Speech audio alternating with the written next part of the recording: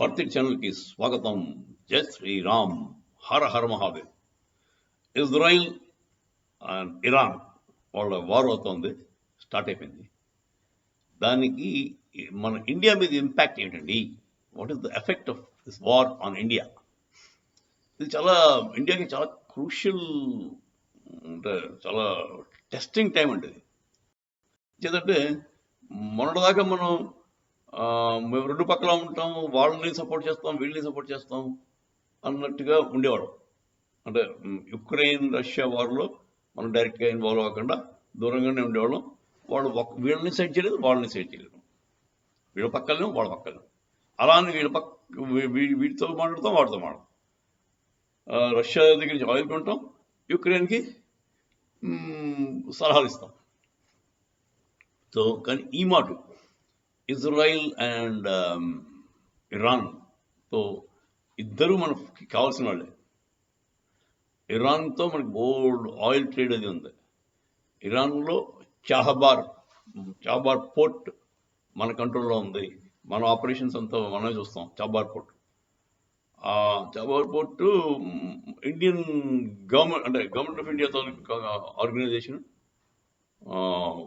దాని ఆధ్వర్యంలో ఉంది. ఆపరేషన్స్ అన్ని కూడా మనం చేస్తాం. మన ఐడియా ఏంటంటే అక్కడి నుంచి ట్రేడ్ రూట్స్ టు యూరోప్ దాకా వేద్దామని ఒక మన road belt and road initiative China కూడా పెట్టడం. మన వాళ్ళు కూడా ఒక north corridor, north American European corridor ఒకటి చేద్దామని మోదీ గారి అంబిషియస్ ప్రోగ్రామ్. సరే, ఇది దానికి గంటిపడింది దీనివల్ల, ఈ వార్ వల్ల. ఇజ్రాయెల్ మనకి స్ట్రాటజిక్గా ఎప్పటి నుంచో మనకి పార్ట్నర్స్, ఫ్రెండ్స్. మనకు అవసరమైనప్పుడు వాళ్ళు మనకు సహాయం చేసింది ఇజ్రాయెల్ వాళ్ళే. 1972లో కానీ, కార్గిల్ వార్ 1999లో కానీ ఇజ్రాయెల్ వాళ్ళే మనకి చాలా హెల్ప్ చేశారు. ఎందుకంటే సింపుల్ లాజిక్ అండి, ఇజ్రాయెల్ వాడికి మనకి ఇంచుమించు ఒకే పరిస్థితి.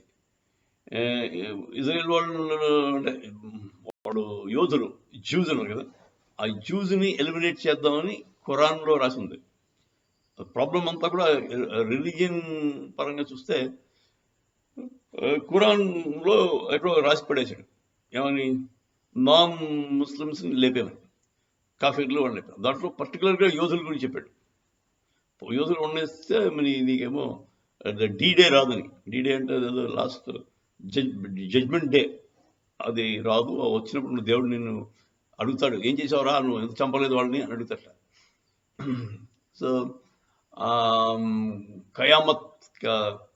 కయామత్ దీన్ని ఏదో ఉంటుంది.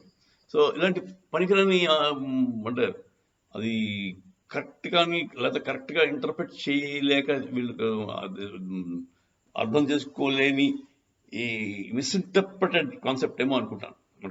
పుస్తకంలో అంత చెత్త రాయకూడదు, రిలీజియస్ బుక్ అన్న దానిలో వాళ్ళు చెప్పింది ఒకటి, వీళ్ళు అర్థం చేసుకున్నది ఒకటేమో అని కూడా అనుకోవచ్చు. సరే, ఇప్పుడు బేసిక్గా ఈ ఇరాన్కి ఈ ఇజ్రాయెల్కి అసలు వాళ్ళకి విరోధానికి కారణం ఏమీ లేదండి. They don't share A border, they don't. వాళ్ళ పక్క నేబర్లు గారు మనకు మామూలుగా గొడవ ఎవరితో వస్తే పక్కన ఎవరితో వస్తుంది, ఏదో కొళాయి దగ్గర లేకపోతే మన కార్ దగ్గర గొడవ పడతాం. కాకపోతే ఇది వీడి పక్కన ఎక్కడో ఉన్నాడు, వాడికి మీకు సంబంధం లేదు. ఎవరికి? ఇరాన్కి ఇజ్రాయెల్కి చాలా దూరం ఉంది, మధ్యలో. అలాంటి వాడికి వీడికి విరోధం ఎందుకు వచ్చింది అంటే, పుస్తకం ఖురాన్ ఒక ఉన్న కొటేషన్స్ ప్రకారం వాళ్ళు all Muslims have a duty to kill and eliminate కంప్లీట్గా వాళ్ళని లోకంలోంచే బయటికి పంపించవలసిన అవసరం ఉంది. ఒక ముస్లింకి యోధులను కానీ హిందువులను కానీ బతకనివ్వకూడదు అని దాంట్లో రాసిందని వీళ్ళు అనుకుంటున్నారు. అది నిజంగా వాళ్ళ ఉద్దేశం అదో కాదో నాకు తెలియదు. వాళ్ళు ఇంకేదో చెప్తే వీళ్ళకి ఏదో అర్థమైందో అని నా ఉద్దేశం. సరే, whatever it is, shah of Iran ఉన్నంత కాలం Iran and Israel were very good friends. Shah of Iran పోయాడు, అయతొల్లా ఖోమేనీ ఎవడు వచ్చాడు, వాడు రిలీజియస్ ఫ్యానటిక్ వాడు.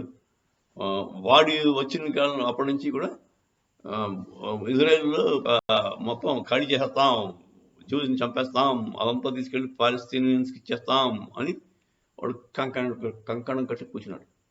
సో అదండి బేసిక్గా ప్రాబ్లం ఎలా ఉందంటే, మనకి ఇరాన్ కావాలి, ఇజ్రాయెల్ మనకి ఎప్పటి నుంచో ఫ్రెండ్స్, వాళ్ళు న్యాచురల్ ఫ్రెండ్స్. ఇప్పుడు వీళ్ళు ఇరాన్ అన్నవాడు రేపు పొద్దున ఇరాన్లో కూడా మనకి చాలా రిలేషన్షిప్ ఉంది. ఎలా ఉందంటే ఒకనొక టైంలో ఇరాన్ వాళ్ళంతా షియా ముస్లిమ్స్ అండి. ఒకనొక టైంలో వాళ్ళ దగ్గర మొగాళ్ళు కలవైపోయారు. మొగాళ్ళు ఉన్న వాళ్ళు చచ్చిపోయారు. అంటే వయసులో ఉన్న మొగాళ్ళు లేరు, అంత ముస్లింలు కానీ చిన్నపిల్లలు కానీ. ఆ టైంలో ఇండియా నుంచి షియా వాళ్ళకి పంపించాల్సి వచ్చింది. సో ఇస్లాంలో ప్రాబ్లం ఏంటంటే, వాళ్ళు ఎంతసేపు ఇన్సెక్యూర్గా ఉండి ఎంతసేపు యుద్ధాలు చేసుకుంటూ బతికి ఆ యుద్ధంలో ఫిట్గా ఉన్న మగాళ్ళందరూ చచ్చిపోతే వాళ్ళ కర్మ ఎలా పట్టిందంటే, మన ఇండియా నుంచి ఇంపోర్ట్ చేసుకోవాల్సి వచ్చింది మగాడు వయసులో ఉన్నవాడిని. సో ఇదండి, ఈ పరంగా చూస్తే వాళ్ళ ఇండియన్ కనెక్షన్ చాలా ఉంది ఇరాన్కి మనకి చాలా ట్రేడ్ కూడా జరుగుతుంది. ఇరాన్ మీద బోర్డు శాంక్షన్స్ పెట్టాడు యుఎస్ వాడు. కాకపోతే ఇండియా వాళ్ళు ఇరాన్ నుంచి ఆయిల్ కొంటూనే వచ్చారు. సో ట్రేడ్ పరంగా కూడా మనకి చాలా బలమైన రిలేషన్షిప్. దగ్గర మనకి ఇరాన్ కూడా దగ్గర, ఇజ్రాయెల్ కొంచెం దూరం, ఇరాన్ దగ్గర. కానీ ఇజ్రాయెల్తో ఏంటంటే ఇలాగా ఇజ్రాయెల్ న్యాచురల్ ఫ్రెండ్ మనకి. వాడికి ఇస్లామిక్ వాళ్ళ దగ్గర నుంచి థ్రెట్ ఉంది. మనకి పాకిస్తాన్ వాడు మీకు తెలుసు కదా, ఎలా వాడు గంజ్వా హింద్ అనుకుంటూ మన మీద ఎందుకు వస్తాడో తెలియదు, ఎందుకు ఫైట్ చేస్తాడో తెలియదు. మనం ఎంత మంచిగా ఉన్నా వాడు అంత మరిచిపోతుంటాడు. వాడు బేసిక్గా వాళ్ళ పుస్తకంలో ఉంది, అది మన పాపం వాళ్ళని తప్పటానికి లేదు. They have to either correct their book or misinterpretation మానేసి కరెక్ట్గా దాని ఇంటర్ప్రిటేషన్ ఏంటో కరెక్ట్గా చెప్పు ఉంచుకోవాలి. వాళ్ళ ముల్లాలు మౌలీలు బొరవాడి బాబు కాఫీలు అంటే ఎక్కడో బయట లేడరా, నీ లోపల నీ పొట్టలోనే కాఫీలు ఉన్నాడరా, దేవుడిని ఎప్పుడు అయితే వదిలేసావు నువ్వే కాఫీ అయిపోతావురా అన్న విషయం తెలుసుకోవాలి. ఇప్పుడు దేవుడికి దూరంగా వెళ్ళిపోతే కాఫీ అయిపోతావు, నువ్వు అల్లాకి దూరంగా వెళ్ళిపోతే కాఫీ అయిపోతావు. నువ్వు చేసేవన్నీ ఏదో పనులు, నువ్వు చేసేవన్నీ లూట్లు రేపులు అవన్నీ they are against God. So you are the first kafir. All Muslims who have converted themselves into అంటే టెర్రరిజం పాత్లోకి వెళ్ళిన వాళ్ళందరూ కూడా they should understand they are the first kafirs. They should eliminate themselves. ఎందుకంటే వాళ్ళు they are going against God, against any God for that matter. God is always good. He does not ask you to kill others or harm others. చిన్నపిల్లలను చంపు, ఆడవాళ్ళని rape చేయని చెప్పి ఏ దేవుడికి చెప్పండి. అది చేస్తున్నావు అంటే there is something seriously wrong with you. అది సరే, మనం digressing from the point. Iran and Israel వారు మనకి పెద్ద తలకైన పైపు. మన జయశంకర్ గారు చాకచక్యంతో ఇన్నాళ్ళు మేనేజ్ చేశారు, కానీ ఇప్పుడు ఎలా చేస్తారో చూడాలి.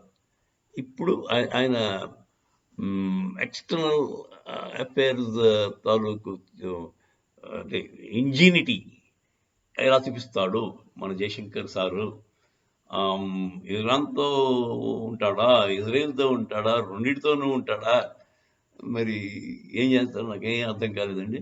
ఇది కొంచెం testing time for Indian diplomacy అనే చెప్పుకోవాలి. మన దౌత్యానికి ఇది ఒక పెద్ద పరీక్ష.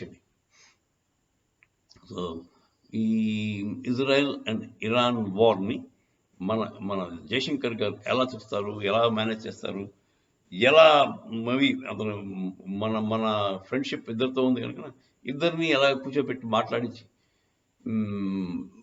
కొంచెం వార్ లైక్ సిచ్యువేషన్ తగ్గించగలడా అన్నది కూడా maybe it becomes an opportunity for us.